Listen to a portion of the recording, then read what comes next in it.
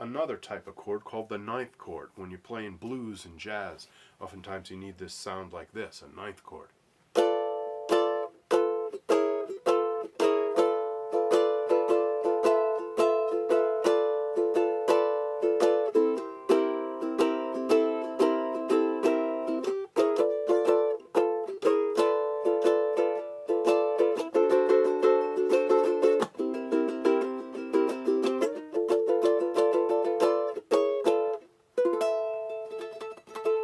The ninth chord. It's a great sound. I know you've heard it. So this is a G9. It happens to have the notes G, B, D, F, and A in it. Although ukulele, we only have 4 strings, so you can't possibly play all those notes. So we're compromising a little bit. We're dropping one of the notes. Let's see which note we dropped. Well, here we have the note B. Here we have the note F. Here we have the note A. And here we have the note D. Guess what we dropped? The root. We're not even playing a G note in this chord. We don't have to, because probably somebody else in the group is. The piano player might be playing it in their left hand. The bass player might be playing a big fat G note. A guitar player might be playing a G note. So that's a note that, believe it or not, is expendable. You can get rid of the G note and it still sounds like a G9 chord. Although, it can also be 2 other chords. Ninth chords can also be minor 7 flat 5 chords, or they can be minor 6 chords. And let's check that out. I know these names are spinning some people's heads out there, but some chords have longer names than others. We started with chords with the names like C or A minor, and you could handle those, but now we're talking like B minor 7 flat 5, and I know that's a very complicated name, but it's not too hard to play. It's actually just 4 notes, just like a C chord is 4 notes on your ukulele, 4 strings.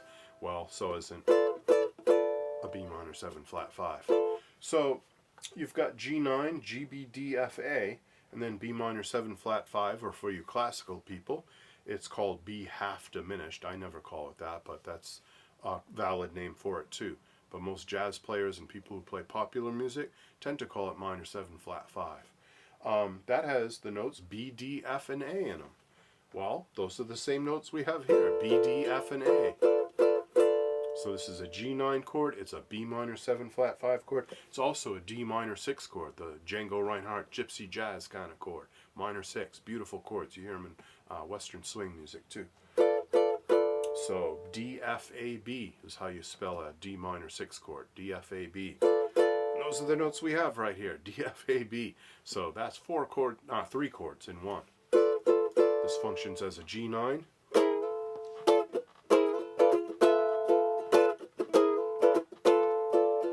In a James Brown song or something like that. It functions as a B minor 7 flat 5.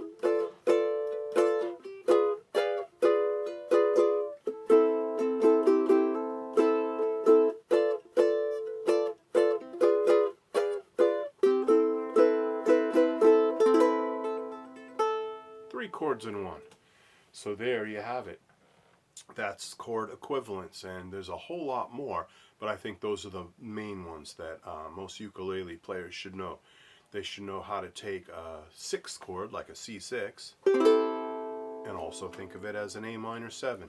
They should be able to take a chord like C major 7, and think of it as an A minor 9. And then you should be able to take diminished 7th chords,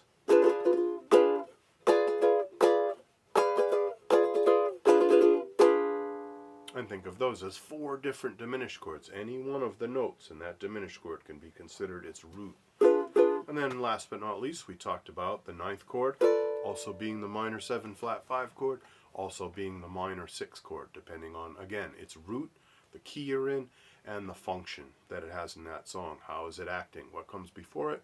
What comes after it? What key are you in? All that stuff governs it. One last thing before we go.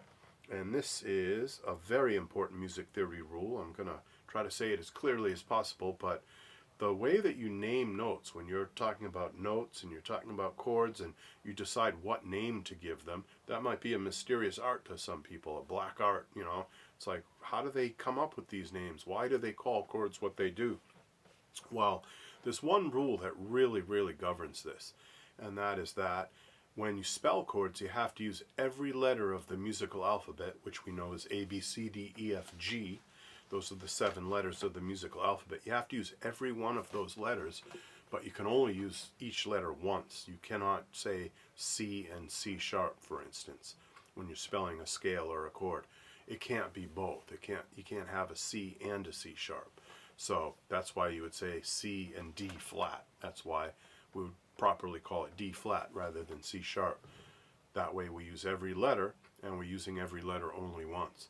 And so scales, chords, and just music theory in general, we have that one rule that really governs everything when it comes to what do you call stuff. So that's why you would call something C sharp and not D flat. And that's why you would call something E double flat rather than D in very, very rare cases, because of that rule. All right, ukulele people, hope you liked that. Hope you enjoyed it. Be sure to subscribe. Be sure to like. Be sure to click the notify bell and look for further notifications that I'm going to put out there about this great workshop we're going to do on chord equivalence. And we're going to learn a lot of songs, do a lot of activities. There'll be lots of handouts and bonus stuff for patrons, and anybody can come. It'll be $5 for non-patrons, and it'll be a whole hour jam-packed with great music theory. You'll get to ask questions. We'll get to meet each other. You'll get to ask questions. We'll get to jam together. It's going to be a whole lot of fun. All right, ukulele people, you take care. Bye-bye.